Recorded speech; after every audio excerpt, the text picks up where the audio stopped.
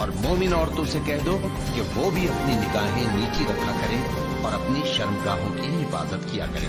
اور اپنی آرائش یعنی زیور کے مقامات کو ظاہر نہ ہونے دیا کریں مگر جو اس میں سے کھلا رہتا ہو، اور اپنے سینوں پر اوڑھنیاں اوڑھے رہا کریں اور اپنے خاوند اور باپ اور خسر اور بیٹوں اور خاوند کے بیٹوں اور بھائیوں اور بھتیجوں اور بھانجوں اور اپنی جیسی مومن عورتوں اور لونڈی غلاموں کے سوا نیز ان خدام کے جو عورتوں کی خواہش نہ رکھیں یا ایسے لڑکوں کے جو عورتوں کے پردے کی چیزوں سے واقف نہ ہو۔ غرض ان لوگوں کے سوا کسی پر اپنی زینت اور سنگھار کے مقامات کو ظاہر نہ ہونے دیں اور اپنے پاؤں ایسے طور سے زمین پر نہ مارے کہ جھنکار کانوں میں پہنچے اور ان کا پوشیدہ زیور معلوم ہو جائے۔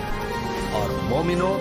سب اللہ کے آگے توبہ کرو تاکہ فلاح پاؤ، اور اپنی قوم کی بیوہ عورتوں کے نکاح کر دیا کرو اور اپنے غلاموں اور لونڈیوں کے بھی جو نیک ہوں نکاح کر دیا کرو۔ اگر وہ مفلس ہوں گے تو اللہ ان کو اپنے فضل سے غنی کر دے گا، اور اللہ بہت وسعت والا ہے، سب کچھ جاننے والا ہے۔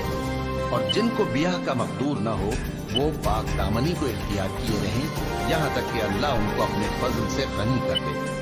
اور جو غلام تم سے مکاتبت یعنی مال دے کر پروانہ آزادی کی تحریر چاہیں، اگر تم ان میں صلاحیت اور نیکی پاؤ تو ان سے مکاتبت کر لو، اور اللہ نے جو مال تم کو بخشا ہے اس میں سے ان کو بھی دو۔ اور اپنی باندیوں کو اگر وہ پاک دامن رہنا چاہیں تو دنیاوی زندگی کے فوائد حاصل کرنے کے لیے بدکاری پر مجبور نہ کرنا، اور جو ان کو مجبور کرے گا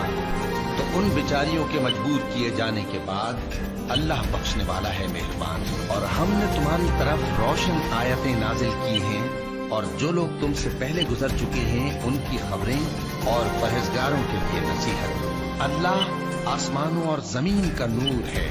اس کے نور کی مثال ایسی ہے کہ گویا ایک تاق ہے جس میں ایک چراغ ہے، اور چراغ ایک قندیل میں ہے،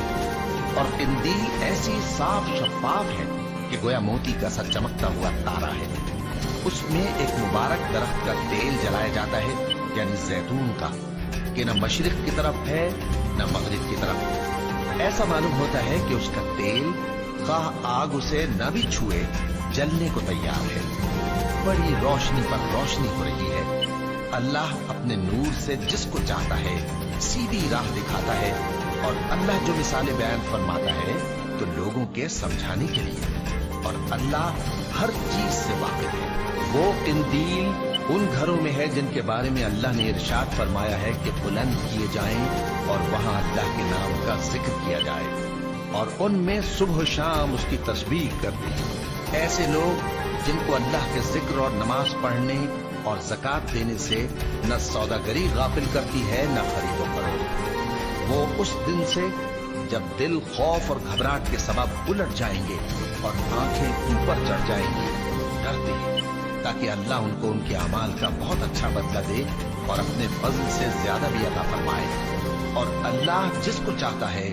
بے حساب رزق دیتا ہے، اور